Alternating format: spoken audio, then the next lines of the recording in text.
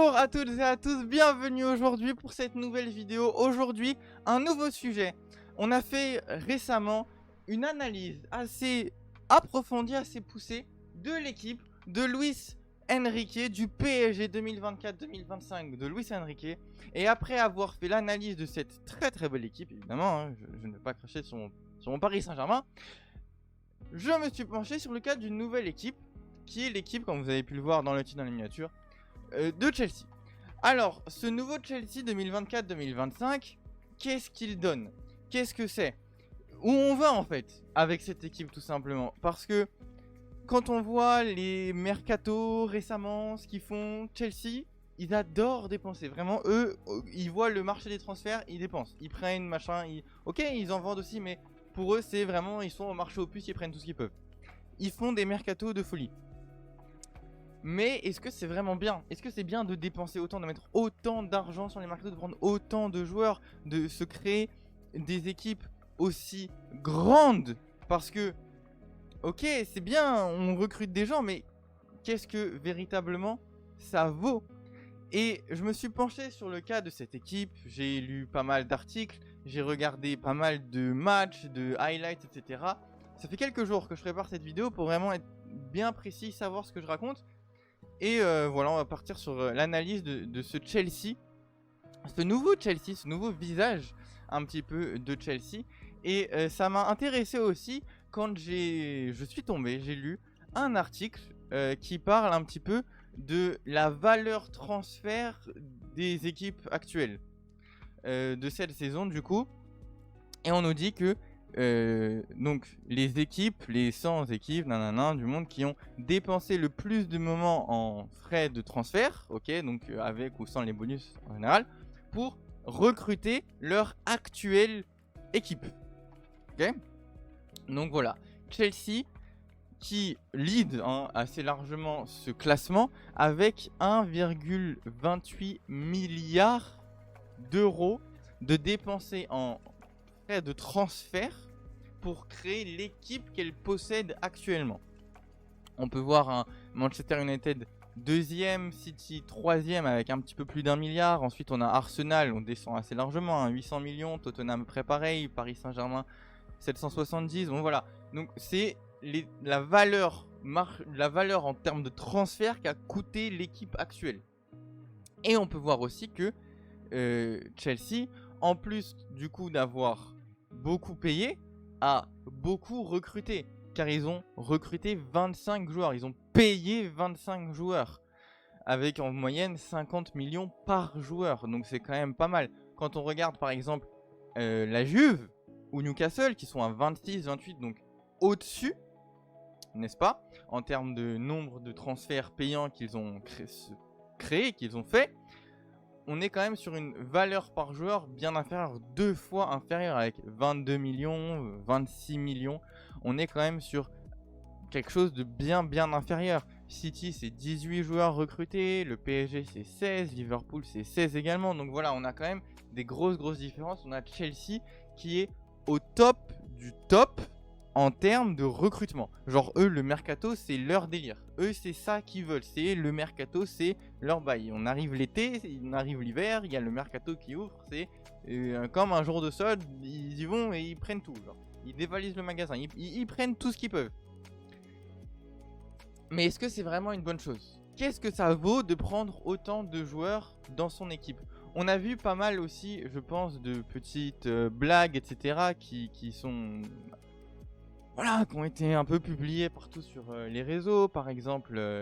Voilà, donc ça, par exemple, c'est l'équipe actuelle de Chelsea. Bon, il y a eu quelques changements après, mais en tout cas, l'équipe de l'année dernière, quoi qu'il en soit, regardez le nombre de joueurs qu'on peut mettre à chaque poste. C'est indécent. Pourquoi tu as 7 gardiens? À quoi ça te sert d'avoir 7 gardiens? Je ne comprends pas. C'est énorme. Et on a vu énormément un peu de trucs trolls et tout qui sont sortis. Par exemple, le bus de Chelsea, n'est-ce pas?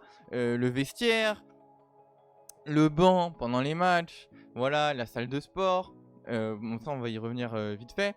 Voilà, l'équipe totale, la photo de classe, hein, si vous voulez. Il y a tellement de gens. Bon, évidemment, c'est des photos fake, mais c'est pour montrer à quel point les gens ne prennent pas au sérieux cette équipe et se disent mais qu'est-ce qu'ils font en fait.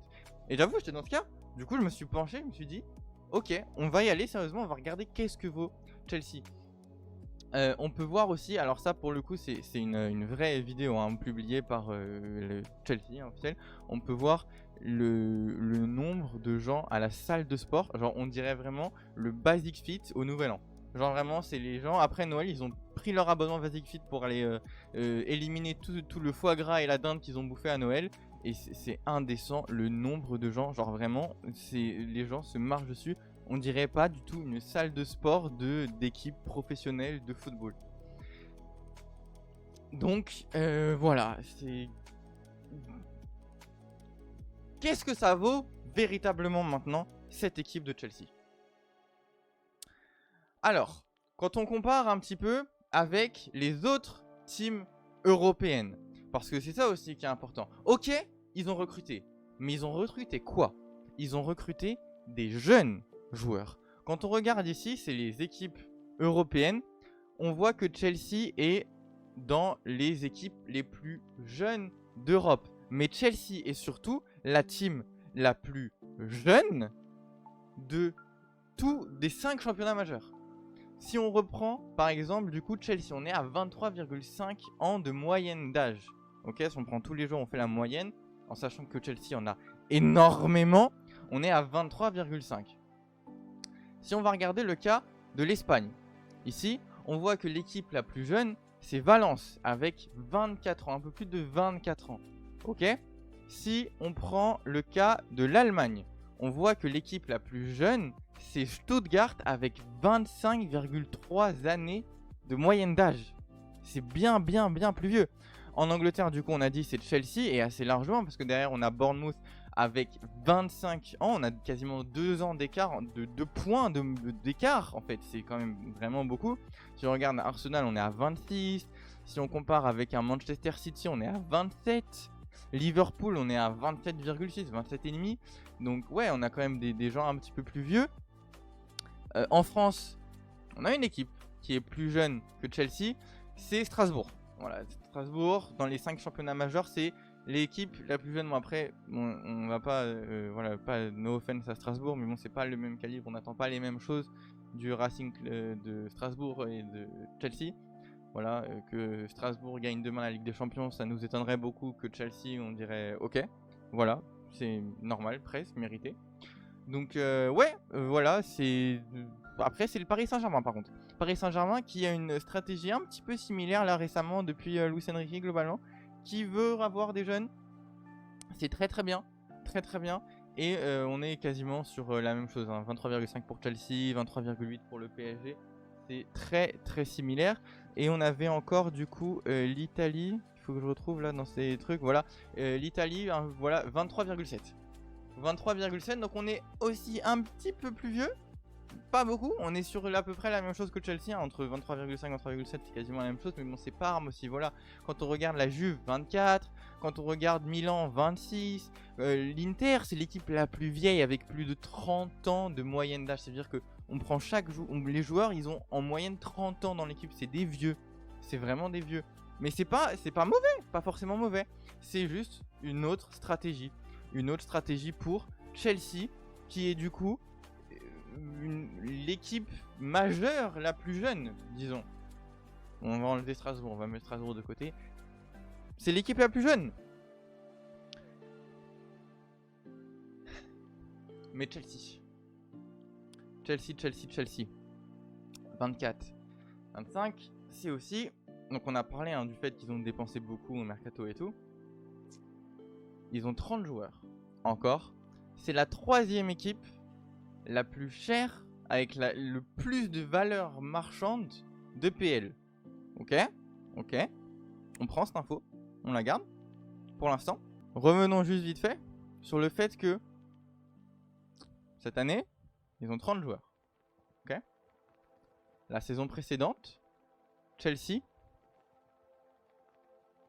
c'était 56 joueurs dans l'effectif des Blues de Chelsea. Est-ce qu'on se rend compte de ce que ça veut dire 56 joueurs. On avait eu une sorte de mini-drama la saison précédente avec l'entraîneur, il me semble, ou un des membres du staff en tout cas, qui avait été interviewé sur un des joueurs justement de Chelsea, et il avait dit, mais je sais pas qui c'est. D'accord, ok. Bon, et ben si on en est au point de ne même pas savoir, que les entraîneurs ne savent même pas qui ils ont dans leur effectif, c'est peut-être qu'il y a un léger problème. Mais si on regarde aussi, 21,7. Donc il y a beaucoup de gens, mais il y a aussi énormément de jeunes. On voit donc que la stratégie de Chelsea, c'est les jeunes. Stratégie peut-être pas mal, on verra dans les années qui arrivent, mais en tout cas, on veut des jeunes. Quand on revient un petit peu sur leur mercato,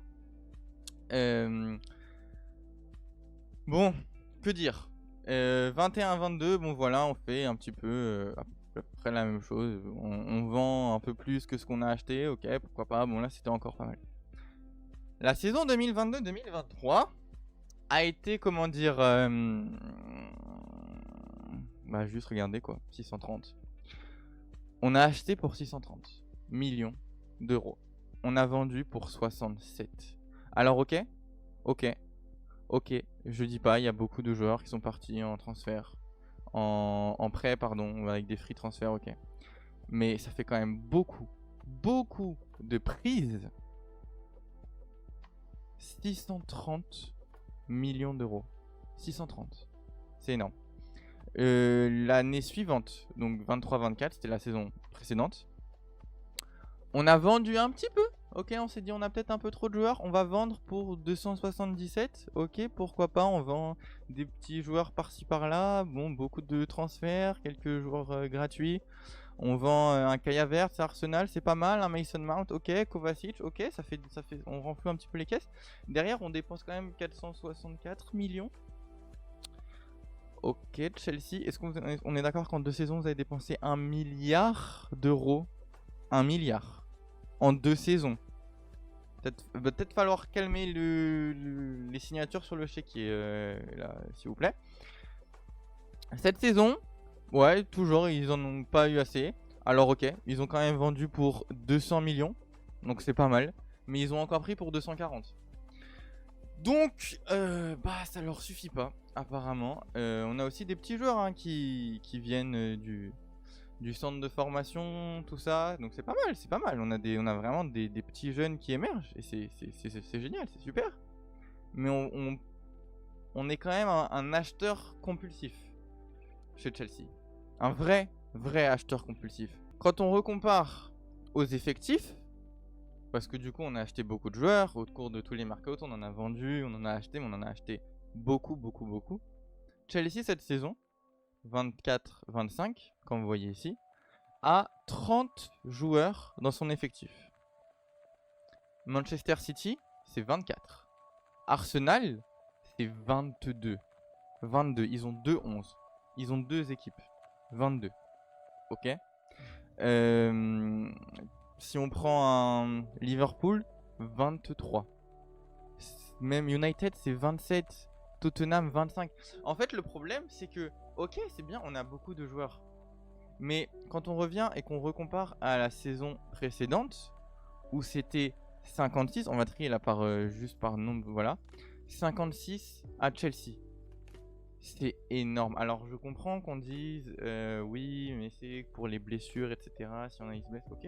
Oui, là j'avoue, on a du backup. On a un vrai backup. Mais est-ce qu'on n'a pas trop de backup? Parce qu'en fait, les joueurs ne jouent pas. Les joueurs ne jouent juste pas. Il y en a plein qui n'ont pas pu jouer parce qu'il y a trop de joueurs. 11 joueurs, il y en a 56 dans l'équipe. En fait, je pense que la stratégie de Chelsea, c'était de se dire, les gars, on est trop nuls pour gagner la PL. Venez, on crée à Londres notre propre championnat. Mais il n'y a que nous qui jouons. Il y a Chelsea 1 contre Chelsea 2, contre Chelsea 3, contre Chelsea 4, contre... Frérot, ils pouvaient créer 5 équipes. 5 équipes de Chelsea. Avec encore un remplaçant. 56 joueurs la saison précédente. C'était un mini championnat. C'était littéralement un mini championnat. Chelsea ont voulu créer leur mini championnat. Bon, ça n'a pas marché. La saison précédente, une équipe qui est, en termes de valeur marchande, 3e de Première Ligue, qui possède 56 joueurs, se doit de terminer plus haut que 6e. Se doit de terminer plus haut que 6e. Parce que terminer 6e de Première Ligue avec 63 points, c'est quasiment 30 points de retard sur Manchester City, le vainqueur. On est à 28 points. 28 points. C'est énorme. C'est énorme. C'est énorme. 63 buts d'encaissés. C'est beaucoup. Vrai problème défensif. On va revenir sur ça aussi. Ouais, mais léger problème. Surtout que quand on regarde le déroulé de la saison de Chelsea, en fait, si là, on met pas les équipes, qu'on voit juste le graphe comme ça, on dit pas c'était Chelsea. Genre, à quel moment Chelsea c'est devenu une équipe de milieu de tableau? À quel moment Chelsea ils font 11e? À la mi-saison, ils sont genre 12e. Ils ont eu une belle remontada à la fin. Ils vont décrocher l'Europe. C'est vraiment pas mal. Ils sont à 3 points de Newcastle, 3 points de United. Donc c'est pas mal. Ok. Ils ont réussi à décrocher l'Europe. Ok. Ils ont décroché quoi en Europe? La Conference League. Alors, no offense non plus, hein. Je dis rien. Mais pour moi, Chelsea, c'est une équipe calibre Ligue des Champions. À la limite, on est sur l'Europa League. La Conference League, c'est très léger. C'est déjà bien de l'avoir. C'est bien de jouer l'Europe. Ok. C'est bien, on est content. Je pense que beaucoup de clubs seraient contents de jouer l'Europe. Je dis pas. Mais bon, quand on regarde les équipes là, ça c'est toutes les équipes qui jouent en Conference League cette saison. Genre, je suis désolé mais Chelsea fait tâche quoi. Genre là on a Chelsea au milieu de tous ces autres clubs. Genre, quel club vraiment peut faire face sur le papier, hein. Attention, sur le papier, je dis bien. À Chelsea. Ok, on a la Fio. Ok, why not. Real Betis. Bon, qu'est-ce que ça vaut vraiment, on sait pas. Bon. Peut-être que Legia va faire quelque chose, ou Jagiellonia, on sait jamais, hein. Peut-être les clubs polonais. Oui. Frérot, c'est pas des équipes. C'est pas pour Chelsea. C'est pas pour Chelsea. Et du coup, j'espère vraiment que cette position de 6ème va changer. J'espère que ça va changer avec un nouveau coach cette saison. Nouveau coach, Enzo Maresca pour leader cette équipe des Blues dans cette saison 2024-2025. Mauricio Pochettino, ça a pas trop marché. Frank Lampard d'avant, c'était une catastrophe. Ouais, on verra ce que ça donne. Lui qui était avant entraîneur des Wolves, qui a été assistant à City. Ouais, il a un petit background. On verra ce que ça donne. Pour l'instant, c'est un petit peu tout, hein, pour quand on regarde ce que Chelsea a fait cette saison en Première Ligue. Une défaite plutôt nette contre City, une victoire écrasante contre les Wolves, un nul, ouais, ok, contre Palace. Entre temps, évidemment, il y avait les playoffs de Conference League, donc bon, c'est peut-être plus important à ce moment-là de la saison de vraiment tout miser sur le fait de vouloir jouer l'Europe. Ils ont réussi, même si c'était non sans peine, hein, un but d'écart, 3-2 au cumulé. Donc voilà pour ce truc. Qu'est-ce que ça va donner sur la suite? On verra bien. Leur calendrier, il est bon, c'est l'appel de toute façon, hein. Qu'est-ce qu'on peut dire? C'est dans tous les cas, toutes les équipes que tu rencontres, c'est pas mal, hein. Ils ont West Ham le 21 septembre, après ils ont Brighton. Bon voilà, après il y a l'Europe qui commence, ils jouent Liverpool, United. Enfin bref, c'est l'appel de toute façon, c'est que des grosses rencontres. Quand on est un club comme ça, Chelsea et tout ça, en général de toute façon en PL il n'y a pas de petits matchs. Enfin il y en a mais c'est pas bon. C'est plus rare quoi que genre en Ligue 1 ou quoi. Donc tous les matchs, tous les calendriers sont assez importants. Donc voilà pour ça. Mais il y a un problème aussi, hein, encore à Chelsea. Comme on l'a dit sur cette saison où ils ont pris quand même 63 buts. C'est beaucoup. Ça, c'est leur effectif de l'année dernière. Il y a beaucoup trop de joueurs, hein, on va pas les voir tous, mais il y a énormément de joueurs. Heureusement qu'il y en a après qui sont partis, etc. Mais c'est beaucoup trop. Tu fais la liste, tu t'en vois même pas le bout. Ça, c'est leur effectif de cette saison. Et honnêtement, il y a quelques bonnes choses. Il y a vraiment quelques bonnes choses. Nicolas Jackson, joueur que j'apprécie vraiment. Honnêtement, hein, vraiment, Nicolas Jackson, j'aime bien ce joueur. Il est très irrégulier. Quand on regarde les stats de la saison précédente, ok, ça c'est la saison précédente. En termes de buts et de XG, c'est ça ici hein, qui va nous intéresser. Alors, on en a beaucoup qui sous-performent, hein, là, globalement, tous les joueurs, là, les top attaquants, les top buteurs, ont un peu, disons, sous-performé. Le plus gros cas, c'est quand même Darwin Nunez, hein, avec 8 buts en plus qu'il aurait dû mettre. Donc, il a 19 XG, il a mis 11 buts, Darwin Nunez. Bon, voilà, c'est un cas à part un petit peu. Ça veut dire qu'il il a raté beaucoup. Mais il y en a un autre qui rate beaucoup et qui nous intéresse aujourd'hui. C'est Nicolas Jackson. 14 buts, quasiment 20 XG. On a quasiment 6 buts en plus qu'on aurait pu aller chercher à Chelsea. Si Jackson n'avait pas autant raté. Ça peut faire gagner des matchs, 6 buts. Ça peut faire prendre des points. Ça peut faire que tu finis peut-être pas 6ème, peut-être 4ème. Peut-être que tu te qualifies en Ligue des Champions si tu mets les buts. Je dis ça. Voilà. Il y en a un qui est pas mal quand même. Ah, c'est Cole Palmer. Hein. Cole Palmer, franchement, qui a fait une... Il est incroyable ce joueur. Il a un pied gauche magnifique. Qui lui, pour le coup, a surperformé. Donc tant mieux, il a mis 22 buts. Ça a pas mal aidé Chelsea en deuxième partie de saison. Donc ouais, pour le coup, pas mal. Pour cette équipe de Chelsea, en tout cas à ce niveau-là, de cette prise de Palmer. Mais du coup, j'ai envie qu'on revienne sur un match. Un match de Chelsea, le premier contre City. Petite analyse vite fait, des petits points un petit peu pour moi qui sont à soulever dans cette équipe. C'est deux choses, la défense et l'attaque. Alors vous allez dire c'est assez classique, mais vous allez voir. En attaque, Chelsea manque cruellement de finition.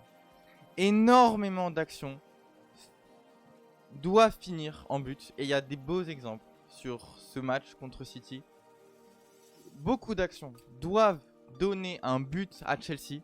Et à contrario, beaucoup d'actions ne doivent pas terminer en but pour l'adversaire de Chelsea. Mais bon, revenons un petit peu sur Cole Palmer. Franchement, c'est une des top recrues de cette équipe de Chelsea. Ils m'ont recruté l'année dernière, mais quand même top joueur, vraiment magnifique. Qui a une qualité de passe vraiment fantastique. Ici, il va donner ce ballon parfaitement pour, il me semble, Fofana. Wesley Fofana, il me semble. Magnifique, franchement, magnifique passe. Malheureusement, derrière le ballon qui s'envole hein, assez largement, Fofana qui n'arrive pas à cadrer cette reprise. C'est un petit peu dommage, mais il y a quand même des belles passes de Palmer. Mais on a aussi des petites incursions de Doku, par exemple, qui a fait très mal à la défense sur ce match de Chelsea. Et on voit la belle ligne ici. 1, 2, 3, 4, ok, ils sont là les défenseurs, ok, ils prennent, hop, Haaland, pris par au moins 2 joueurs. Il n'aura pas la balle, c'est sûr. Sauf que une passe lumineuse de Doku qui va être un petit peu touché, il me semble, ici. revenir, être décalé sur Haaland, pris par Levi Colwill, donc numéro 6. Et ici, Cucurella. Et malgré ça, malgré le fait qu'Haaland soit pris en sandwich entre 1 et 2 défenseurs de Chelsea, et il est vraiment pris en sandwich. Ici, il est carrément dos au but. Hein. Là, on se dit, ok, Cucurella a gagné le duel. Et en fait, il va réussir à placer son ballon en piqué comme ceci pour terminer au-dessus de Sanchez. Et ouais, top action ici d'Erling Haaland, instoppable. Et on voit qu'en fait, Cucurella a été complètement distancé. Regardez la distance à ce moment-là qu'il y a. Je peux pas trop mettre les images, j'ai pas envie de me faire strike ou quoi. Mais Haaland a mangé sur ce duel. Cucurella, il est vraiment. Et la finition derrière qui est fantastique, hein, vraiment cette balle piquée. Sublime, vraiment top but ici d'Erling Haaland. Et la défense fébrile continue. Quelques minutes plus tard, petite frayeur encore, hein, très clairement, pour Chelsea. 1, 2, 3 joueurs au milieu de terrain. 1, 2, 3, 4. Alors oui, ok, lui il prend Haaland. Ok, lui il a Haaland, lui il couvre de ce côté-là ici. Je sais plus qui c'est là. Levis, un truc comme ça, je sais plus. Lewis, je sais plus comment il s'appelle. Bref, c'est pas important. Malgré tout, De Bruyne peut déclencher une magnifique frappe qui sera pas cadrée. Mais quand même, il y a du danger. Il y a du danger, hein, la frappe qui part. Hein. Le gardien, bon, il a pas pu faire grand chose, mais voilà. Mais, il y a toujours un mais. Il y a quand même des belles choses qui peuvent se passer dans la défense. Là, par exemple, on a une passe du gardien à son joueur. Une petite prise de confiance. Qui va venir se retourner tranquillement pour passer De Bruyne et la passer à Palmer derrière. Donc franchement, c'était un très beau geste. Voilà, il se retourne. Hop, De Bruyne, hop, tu tombes, tu ramasses tes clés. Hop là, au revoir. Merci, bonjour. Derrière, la passe à Palmer qui peut avancer. Et comme on disait, le manque de finition en attaque, le manque de précision dans le dernier geste, j'ai l'impression un peu de voir Dembélé quoi. C'est-à-dire qu'il y a des actions, là, il y a clairement faute. Je dis pas, il y a clairement faute, ok. Là, sur Enzo Fernandez, ok, il y a faute. Mais son contrôle, en fait, l'arbitre ne siffle pas à ce moment-là. Parce que lorsque la balle lui arrive, il me semble par là, son contrôle fait que le ballon part ici. En une touche. Il met 10 mètres. Son ballon part à 10 mètres. Donc forcément, si le type, il tombe et il est allongé à cet endroit-là, hein, s'il est allongé comme ça ici, hop, et que son ballon, il est là, on sait qu'il va pas pouvoir le prendre. On sait qu'il va pas pouvoir le jouer. Alors en plus, là, je pense que c'est avant la ligne hein, de la surface. Donc pour moi, là, c'est coup franc, c'est même pas penalty. Mais soit, peu importe en soi. Juste le mauvais contrôle de Fernandez qui, au moment du contrôle, n'a pas de pression. La pression lui arrive juste après. Il fait son contrôle, le rate et ensuite subit la faute. Donc forcément, Anthony Taylor ne peut pas siffler. Penalty. Et la défense fébrile, qu'on a vu, hein, notamment avec le but d'Haaland au début du match, en fait, ça va juste continuer. Ici, faute d'Akanji. Très claire faute ici d'Akanji sur Enzo Fernandez. Mais derrière, la faute, le coup franc est joué vite. Perte de balle stupide de Gusto sur Doku, hein, qui va juste intercepter le ballon très simplement. Et qui derrière va pouvoir déclencher une frappe magnifique qui va aller se loger sous la barre et qui va obliger Sanchez à une parade fantastique. Il va la chercher du bout des gants, celle-là qui part vraiment sous sa barre. Donc ouais, gros danger alors que ça part de rien en fait. Genre une faute bête, nulle. Et elle est mal jouée, très proche de sa propre surface, dans son tiers, dans le dernier tiers de City. Chelsea joue mal la faute et ça donne instantanément une grosse action. Ouais, faut faire attention parce que là c'est Doku qui tire. La frappe, il me semble, est contrée à cet endroit-là. Hein, elle va être déviée, hop, et rebondir et aller se loger comme ça. Mais ça aurait pu être quelqu'un d'autre. Ça aurait pu être par exemple De Bruyne qui frappe et qui la enroule pleine lucarne et le gardien qui peut rien faire. Par exemple, je dis ça comme ça. On peut refaire le monde avec des si. Je dis juste que bah faut faire attention à ce genre de récupération, à ce genre de défense très fébrile. En fait, ça part de rien et sur rien, on est passé de rien à très dangereux. C'est ça qui me pose problème en fait. Là, c'est juste pour rappeler, hein, cet homme, ce MVP hein, ici, là, Cole Palmer, il est fantastique. Cette passe qu'il délivre à Christopher Nkunku, elle est sublime. Elle est vraiment sublime. Bon, derrière, petit manque de précision. Petit manque, ouais, petit problème à la finition. La tête, il veut la remettre, il me semble, à Jackson. Ça va être contré par ici. Il me semble que c'est Akanji qui revient, qui va donner à Enzo Fernandez et qui va frapper. Ça va buter sur le défenseur, il me semble. Voilà, à cet endroit-là, bon. Là, c'est compliqué dans une telle position. On a 3 joueurs devant, on a encore un gardien d'aller marquer un but. Bon, là, faut vraiment être un petit génie pour aller mettre quoi que ce soit au fond dans cette position-là. Mais ouais, la passe d'avant de Palmer, top passe, magnifique. Et ensuite, quelques instants plus tard, on va avoir la chance de revoir le pied gauche fantastique. Je l'ai dit beaucoup de fois, mais j'aime beaucoup ce joueur, Cole Palmer. Franchement, son pied, ses frappes, ses passes, c'est magnifique. Et là, il va trouver une très belle frappe.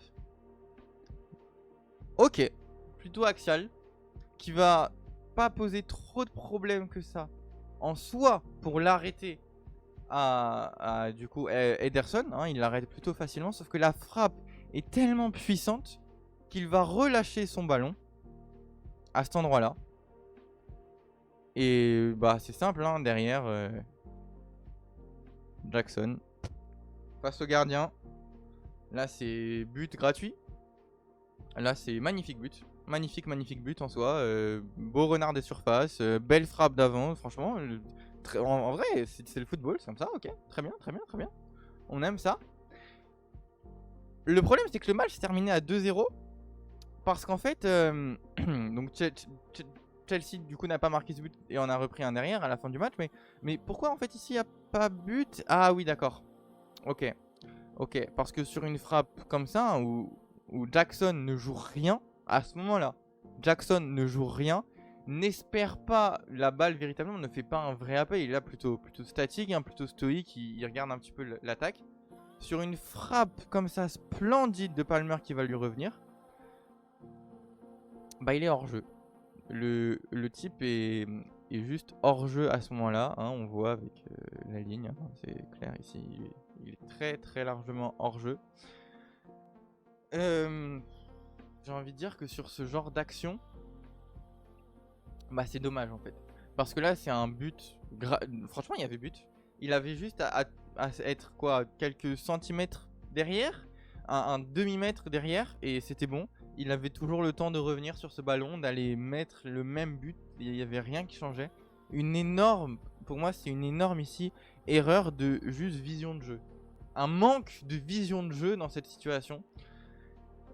Et bah ça va coûter juste, peut-être la victoire à Chelsea, parce que derrière la physionomie du match, si on est sur 1-1 ou 1-0, c'est pas du tout la même. Si Chelsea sur cette action arrive à égaliser, le match derrière est tout autre.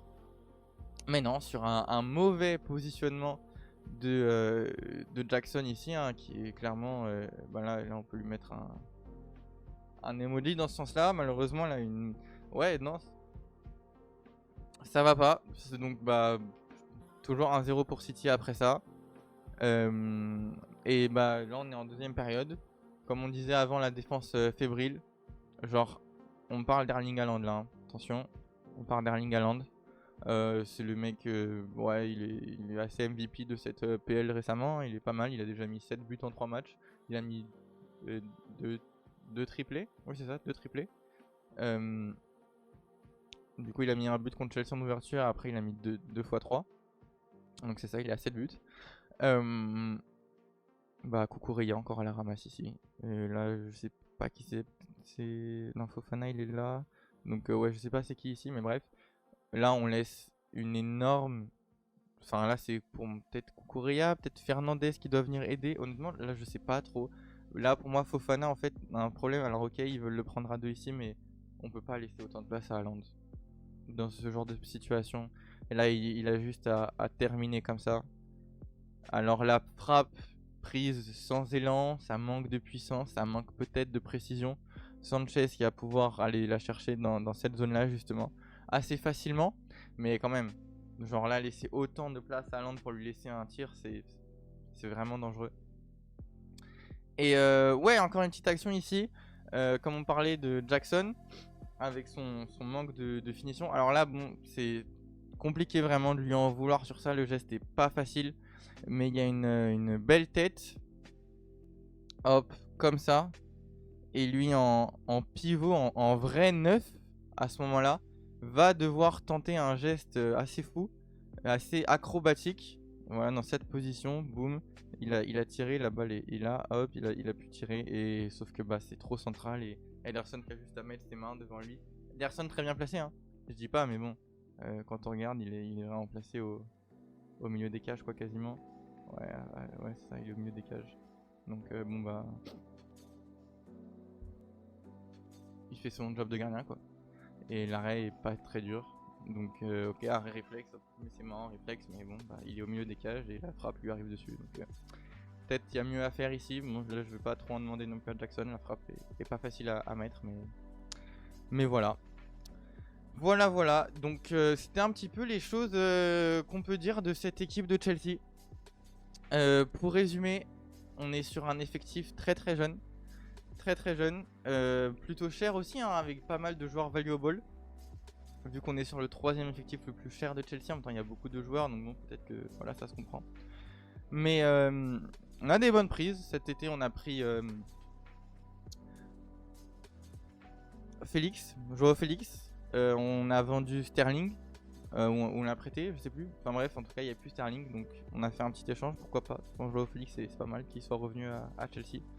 La jeunesse qui pointe le bout de son nez. Et honnêtement, je pense que c'est pas mal. Finalement, après les analyses que j'ai pu faire, après les trucs, après différentes recherches, etc., je pense que c'est pas mal. Je pense qu'il faut laisser un peu le temps à Chelsea, même si ça fait déjà quelques années qu'ils sont sur ce plan de jeunesse, etc. Donc il faudrait peut-être commencer à agir. Mais je pense que cette année, Chelsea a les moyens de faire quelque chose. Dans le match contre les Wolves, il y a vraiment des très beaux buts. Madueke aussi, qui est top joueur. Il a mis un triplé aussi, franchement, génial. Il y a clairement moyen de faire quelque chose pour cette équipe de Chelsea cette saison. Honnêtement, j'y crois. J'étais inquiet. Alors, franchement, je porte pas du tout Chelsea dans mon cœur au coin. Je m'en fiche un petit peu de cette équipe. Enfin, voilà, c'est Chelsea. Moi, je suis supporter parisien, donc bon, bah voilà, juste je m'intéresse à la PL. Et c'est quand même un beau club, Chelsea, qui a vu des très beaux joueurs passer dans son enceinte. Et ouais, voir un petit peu cet état actuel du club, on peut peut-être s'inquiéter. Mais je pense que la stratégie de laisser le temps, d'avoir des nouveaux joueurs jeunes qui émergent petit à petit, peut-être qu'en fait on va juste construire une équipe de Chelsea qui, à ce moment-là, aujourd'hui, l'année dernière on en riait, on se disait ah c'est quoi Chelsea. Aujourd'hui on se dit ah regardez les effectifs nanana combien ils ont de joueurs. Peut-être qu'en fin de saison ils terminent dans le top 3-4, on leur souhaite en tout cas, hein, pourquoi pas. Et peut-être que dans 2-3 saisons ils sont champions de première ligue, ils sont champions d'Europe. Voilà, je pense qu'ils ont les capacités de le faire. Ils peuvent clairement construire un collectif fort, vu qu'ils ont des joueurs jeunes. C'est des joueurs qui peuvent potentiellement rester longtemps dans le club, ils vont vieillir dans le club, ils le peuvent en tout cas, c'est possible. On a un nouvel entraîneur avec Maresca, donc voyons ce que ça donne, on verra. Je suis plutôt optimiste pour Chelsea cette saison, donc voilà. En tout cas, vous dites-moi ce que vous en pensez dans les commentaires. J'espère que cette vidéo, un petit peu longue, mais je voulais vraiment qu'on passe bien en détail sur tous les points pour vraiment qu'on soit bien à jour de Chelsea. J'espère que ça vous a plu. Et on se retrouve bientôt pour une prochaine vidéo, une prochaine analyse. Peut-être on verra, peut-être un débrief d'un match. Je sais pas trop encore, on verra. Quoi qu'il en soit, passez une bonne journée. Et à bientôt tout le monde. Au revoir. Ciao, ciao.